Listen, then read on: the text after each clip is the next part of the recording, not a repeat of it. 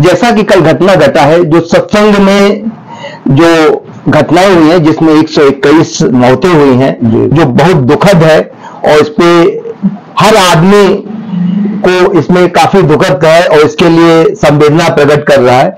इसमें आपका क्या विचार है कि कैसे इसमें आगे फ्यूचर में रोकथाम की जाए, या इसमें किसी की लापरवाही है तो उसको कार्रवाई करके कैसे किया जाए, इस पे आपका क्या विचार है? भाई हमारा तो जहां तक सोच है, जहां तक आपने अपना समय दिया है, इतना कीमती समय हमसे दिया, हमको आपने चैनल में दिया है, तो इसमें तो देखिए हमारे भारतवर्ष में जब तक ढोंग नहीं खत्म होगा, अशिक्षा नहीं खत्म होगी, अंधविश्वास नहीं खत्म होगा, तब तक ये घटनाएं, आज एक बाबा हैं, इस तरह के हजारों बाबा हमारे भारतवर्ष के इतिहास में रह चुके हैं। आजाद भारतवर्ष के तमाम बाबा रहे, तमाम बार ये घटनाएं हो चुकी हैं, तमाम बार ये भगदड़ हो चुकी है, तमाम बार ये भगदड़ हो चुकी है, और तमाम बार ये घटनाएं हो चुकी हैं। और ये इन घटनाओं पर रोकथाम आप चाहेंगे, या कोई चाहेगा, या सरकार भी चाहेगी, या प्रशासन भी चाहेगा, शासन भी चाहेगा, ये हमेशा के लिए खत्म हो जाए, तो नहीं खत्म होता, क्योंकि इसका मुख्य कारण है हमारे यहाँ अशिक्षा, अंधविश्वास, ढोंग, प्रपंच,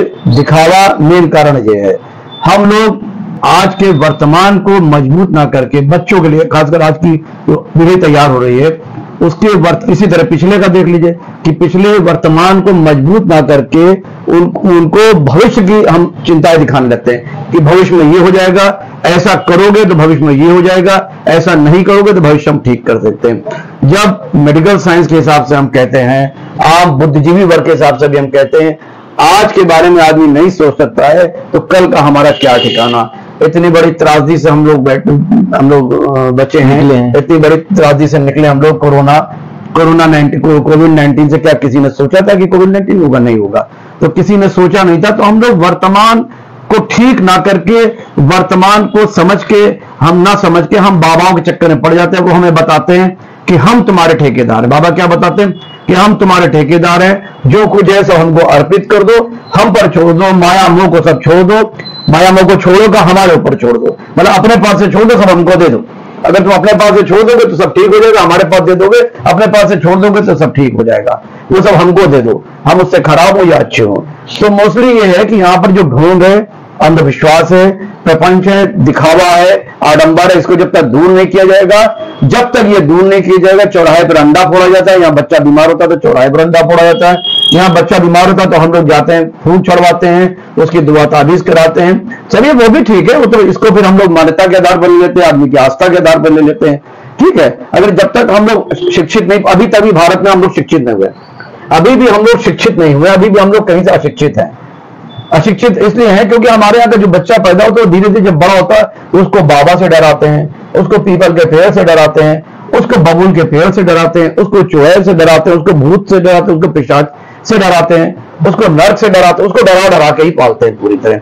वो डर के इतना पाया तैयार हो जाता है, उसकी गुलाम मानसिकता जो होती गुलामी की हो जाती है, डर, उसके अंदर डर व्याप्त हो जाता है। वही डर दूर करने के लिए बाबा लोग बैठे कि हम तुम्हारा हर तरह का डर दूर कर देंगे, हर तरह का कार्य कर देंगे, जबकि हर जगह अच्छी सब किताबों में लिखा है, हमारे यहाँ पवित्र रामायण में भी लिखा है कि कर्म प्रधान विश्व करी राखा, जो जस करे सो तस फल छाका।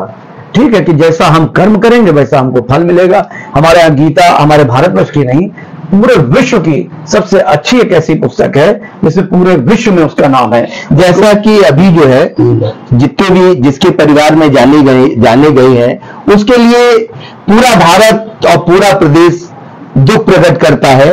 और इसमें हम चाहेंगे आपसे कि सरकार इसमें क्या करे, जिसके साथ ये घटनाएं घटी हैं, तो उसमें सरकार किस तरह से अपने काम करे जिसकी वजह से उनको हेल्प मिल सके। देखिए दुख प्रकट करने वाली बात है, जिसका बच्चा मरा होगा उसके लिए, जिसका पति मरा होगा, जिसकी पत्नी मरी, जिसकी माँ मरी होगी, वो सब, जिसका बेटा मरा, सबको दुख होने वाली। हम भी इन सभी जितने मृतक लोग उनके प्रति अपनी श्रद्धांजलि, विनम्रतापूर्वक श्रद्धांजलि अर्पित करते हैं।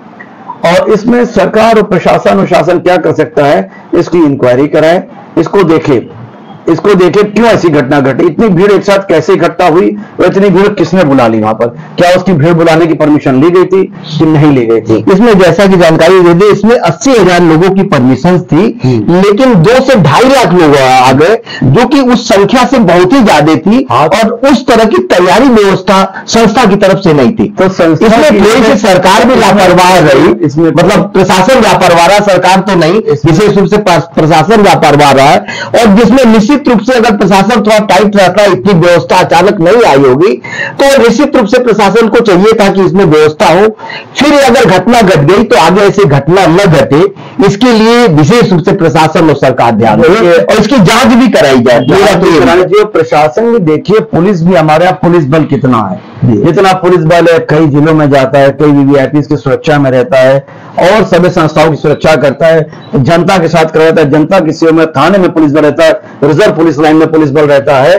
तो कितना पुलिस बल है, जिस तरह आपके माध्यम से हमें पता चला कि वहां पर 1.5 से 2 लाख लोग, जी जी, 80,000, हाँ 2.5 लाख 3 लाख मान लीजिए, 80,000 की परमिशन, 80,000 की परमिशन थी। तो पहले तो वो पंडाल, प्रशासन को चेक करना चाहिए था प्रशासन को कि पंडाल में, देखिए उमस भरा सीजन चल रहा है, उमस भरा माहौल, उमस की वजह डॉक्टर को उससे बोलो उमस भरा सीजन चल रहा है, इतनी भीड़ रहती है वहां पे, ऑक्सीजन लेवल खुद ही कम हो जाता है आदमी, और भीड़ भगदड़ में ये होता है कि एक आदमी जैसे गिरा और हल्ला मचा तो 20 आदमी बेचारे गिरने वाले पे चढ़ उसको खत्म कर देते हैं, फिर वो भीड़ भागती रहती है। कभी कभी कुंभ के मेले में भी आपने सुना होगा भगदड़ होती है। ऐसा होता है कि आगे घटना घटती है, पीछे के लोगों को पता नहीं होता है, नहीं पता होता है, दूसरे पे आगे बढ़ते जाते हैं और ये घटनाएं घट जाती है। ये चर्चा का विषय, आपने चर्चा का समय भी रखा, चर्चा का सब्जेक्ट। निश्चित रूप से मेरा ये भी मानना है कि प्रशासन ये जांच करे, जो जांच का कमेटी बन गया है, इसमें जो भी दोषी हो, अगर सत्संग वाला समिति दोषी है तो उस पर कार्रवाई की जानी चाहिए जांच के उपरांत। अगर प्रशासन भी दोषी है, जो भी अधिकारी हो, तो उसके ऊपर भी कार्रवाई की जानी चाहिए और आगे ऐसी पुनरावृत्ति इस घटना की न हो जिसकी वजह से ऐसी कोई दुर्घटनाएं हो। ये बहुत दुखद घटना हुई है, इसकी जितनी भी भर्त्सना और निंदा की जाए ये बहुत ही कम है। तो इसमें लास्ट में मैं ओपिनियन नहीं चाहूंगा कि इसमें आपका क्या विचार है कि किस तरह से हो, ऐसी चीजें आपके चैनल के माध्यम से, डॉक्टर साहब के माध्यम से अपनी समस्त मातृ शक्ति अपनी माताओं बहनों को कहते हैं, रिक्वेस्ट करते हैं, विनम्रता पूर्वक करते हैं, आप उन बाबाओं के चंगुल में न देखिए। आप इन सब जगह देखिएगा आपको औरतें ज्यादा मिलेंगी, स्त्रियां ज्यादा मिलती, जी जी, हर धर्म में स्त्रियां ज्यादा मिलती, सब जगह आप किसी जहां भी दुआ ताबीज कोई भी किसी भी क्षेत्र में यहाँ पे जाएंगे, इन बाबाओं के साथ स्त्रियां ज्यादा। कोई धर्म गलत नहीं होता है, लेकिन व्यवस्था इसमें प्रॉब्लम आई कि व्यवस्था अगर उचित होती तो ये दिक्कत ना होती। हम तो कहेंगे कि आप लोग अपने घर में ईश्वर को माने, ईश्वर भाव से मिलता है, हर किताब में लिखा है ईश्वर भावना से मिलता है। ईश्वर जो है आपको भावना से प्राप्त होता है, बाबा दादी से कुछ नहीं हो सकता है। अगर इन बाबाओं से कुछ हो जाता तो अब तक पता नहीं कहां से कहां हमारा देश पहुंच चुका होता। कितने आक्रमण हमारे देश पे हुए हैं, तो इतने आक्रमण ना होते, मुगलों ने किया, अंग्रेजों ने किया, 300 400 शासन किए, 3 बाबाओं में इतनी शक्ति थी तो उन आक्रमणों को क्यों नहीं बंद कर दिया? आपका कहना यह है कि आप कहीं भी जाइए इतना अंधविश्वास में ना होइए, आप जाइए और अपनी किसी में भी आपको अगर आस्था हो तो वहां आप जाइए, लेकिन सावधानी बरतिए और ऐसे भीड़ के शिक्षा देने में, और अपने बच्चों को शिक्षा दीजिए, अपने घर की नारियों को शिक्षा दीजिए, अपने घर की स्त्रियों को शिक्षा। जिस घर की स्त्री बहुत पढ़ी लिखी होगी वो घर उत्तम होगा, और जब घर की स्त्री पढ़ी लिखी होगी तो इन बाबाओं के चंगुल में नहीं जाएगी, तब यहाँ पे भीड़ खुद ब खुद कम हो जाएगी। और 80,000 की कैपेसिटी में 3-4 लाख लोग हो गए, ये बहुत ज्यादा कैपेसिटी हो गई। उमस का मौसम है, कोई चाहे जितनी पुलिस हो कोई संभाल नहीं सकता, कोई संभाल नहीं सकता। इसलिए आपके चैनल के माध्यम से हम कहेंगे ऐसे बाबाओं पे अंकुश लगाया जाए, इस तरह बाबाओं पे अंकुश लगाया जाए और स्त्रियों को शिक्षा दी जाए, स्त्रियां पढ़ें तो अंधविश्वासों से दूर रहें। इसी के जैसा कि इस घटना पे मैं अभी आप लोगों के बीच जो हाथरस में घटा था उस पे मैं बात बता रहा था। हमारे बीच में मनमोहन जी हैं, मैं चाहूंगा कि आप बताइए कि यह घटना पे आपका क्या विचार है जो हाथरस में घटी है? ये बहुत ही दुखद घटना हुई है कि जिसका और इसके लिए आगे से प्रशासन को भी ध्यान रखना चाहिए, निश्चित रूप से ध्यान रखना आगे से कि इस तरह की घटनाएं ना हो। और इसको बहुत जांच पड़ताल करके ही परमिशन देनी चाहिए। जैसा कि विगत हुआ है कि 80,000 की परमिशन थी और 2.5 लाख लोग पहुंचे थे। तो इस तरह की व्यवस्थाओं के लिए शासन को भी ध्यान रखना चाहिए। ये निश्चित रूप से जैसा कि आपका भी राय है कि शासन प्रशासन को सहमत उत्तर देनी चाहिए और साथ में उसको मतलब देखभाल भी करना चाहिए। जहां तक कि एआई की रिपोर्ट होगी, अन्य होगी, उस पर अगर सरकार को भी तत्पर होना चाहिए। और यह विशेष रूप से इसलिए है कि सरकार को आगे ऐसी घटना न घटे और सरकार इस पे विशेष ध्यान दे, मुस्तैद रहना चाहिए सरकार को। और इसके साथ साथ आप सरकार से और क्या चाहते हैं इलाज वगैरह के लिए? कि इलाज सरकार को जो यथासंभव है मदद करनी चाहिए। जिन लोगों को इस तरह की घटना हो गई है उससे भरपाई तो पूरी नहीं हो सकती है, लेकिन फिर भी सरकार को प्रयास करना चाहिए, जो हो सके उस तरह से मदद करनी चाहिए सरकार को। निश्चित रूप से आपका विचार और सुझाव सही है।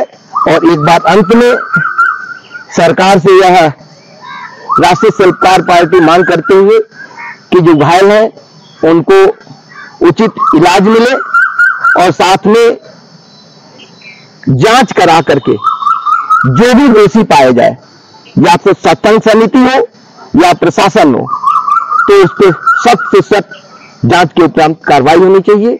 इसी के साथ साथ जय हिंद, जय भारत। जय भारत।